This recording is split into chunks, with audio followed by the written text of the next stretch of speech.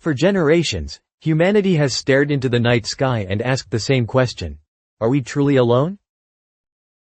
From ancient civilizations tracing constellations onto cave walls, to philosophers debating whether other worlds might harbor life, to modern astronomers building ever more powerful telescopes, this question has haunted us like a quiet echo from the cosmos. Science has offered probabilities, mathematical models, and theories, but never a definitive answer. Until now.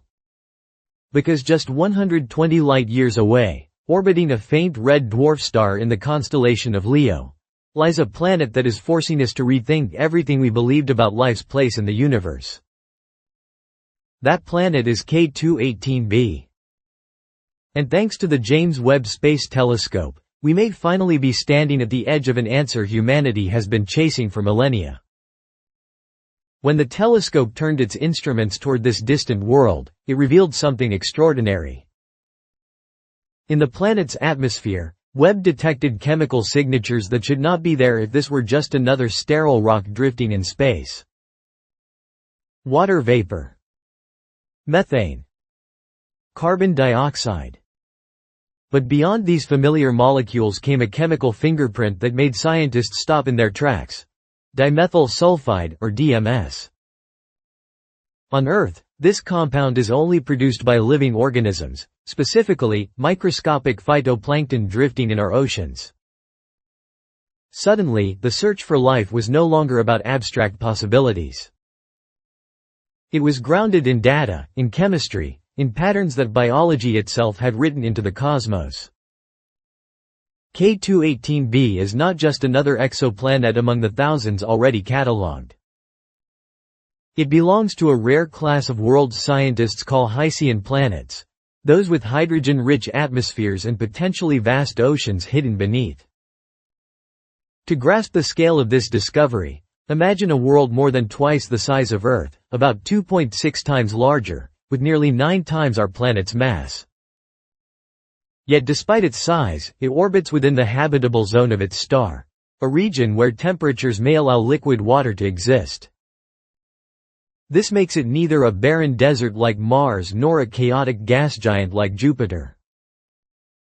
Instead, K2-18b seems to be wrapped in a protective hydrogen blanket, shielding it from radiation and regulating its climate. That balance makes it a candidate not just for habitability, but for biological activity. The discovery of DMS and its chemical cousin, dimethyl disulfide, DMDS, was what transformed this planet from a curiosity into a potential milestone in human history. On Earth, these gases rise from the oceans as tiny life forms release them into the air. To find both molecules together, in the same planetary atmosphere, alongside water and carbon chemistry, is statistically astonishing. Cambridge astrophysicist Nikku Madhusudan, who led the research, called it a watershed moment.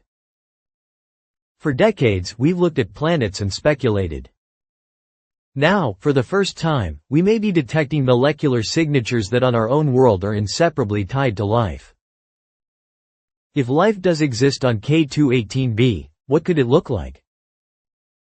Some scientists picture an ocean planet resembling Earth as it was billions of years ago, teeming with microbial life but lacking complex organisms. In this view, K2-18b would be a living time capsule, showing us what our own world looked like before multicellular life appeared. Other researchers dare to imagine more. With its lower gravity and thick hydrogen atmosphere, life could take strange forms, perhaps filter-feeding organisms drifting through the ocean layers, or creatures that can survive the immense pressures of the deep while still interacting with the atmosphere above. It might not be a mirror of Earth today, but a reflection of Earth's distant past, a planet in the first act of evolution, where biology is only beginning to write its story. And yet, the discovery poses a new dilemma. If K2-18b hosts life, should humanity try to make contact? Some scientists urge caution, warning that sending signals across the void could have unintended consequences.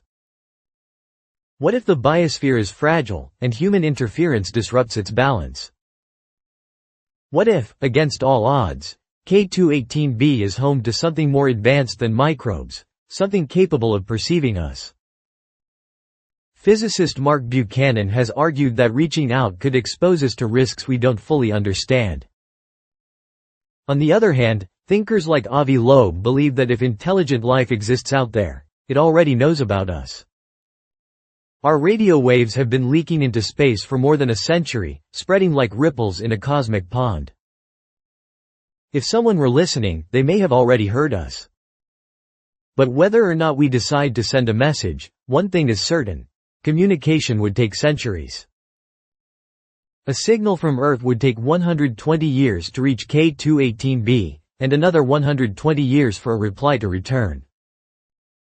The debate is not just about technology, it's about philosophy.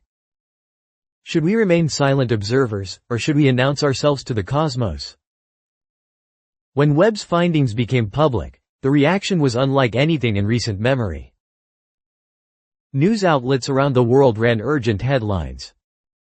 Social media erupted in excitement, hashtags like #K218B and #AlienOceans trending globally.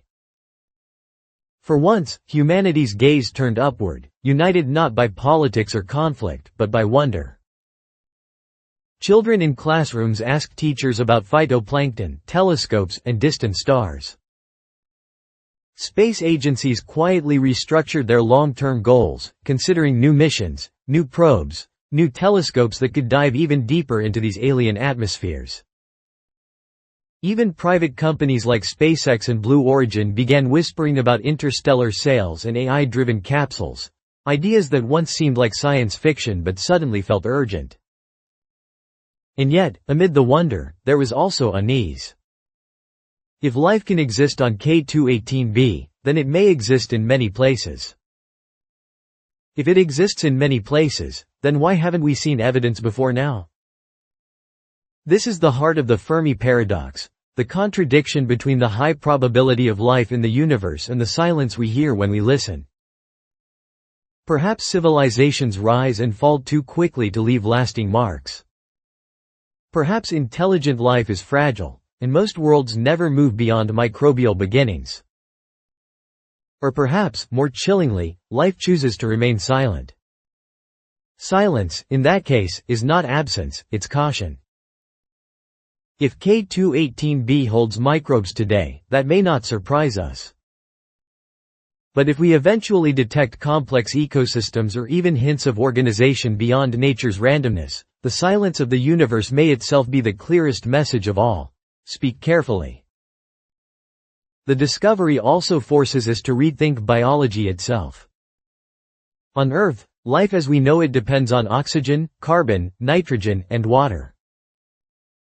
But K2-18b is dominated by hydrogen, not oxygen. Could organisms there breathe hydrogen? Could photosynthesis exist under the dim red glow of its star, instead of our yellow sun? Already, biochemists are studying extremophiles, organisms on Earth that thrive in boiling acid, frozen ice, or radioactive environments. These once seemed like bizarre exceptions. Now they look like blueprints for survival in alien conditions.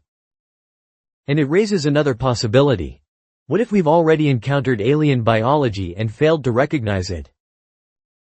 Strange crystals, microscopic structures in meteorites, unusual chemical signatures, things dismissed as anomalies might, in retrospect, have been the whispers of life we weren't ready to hear.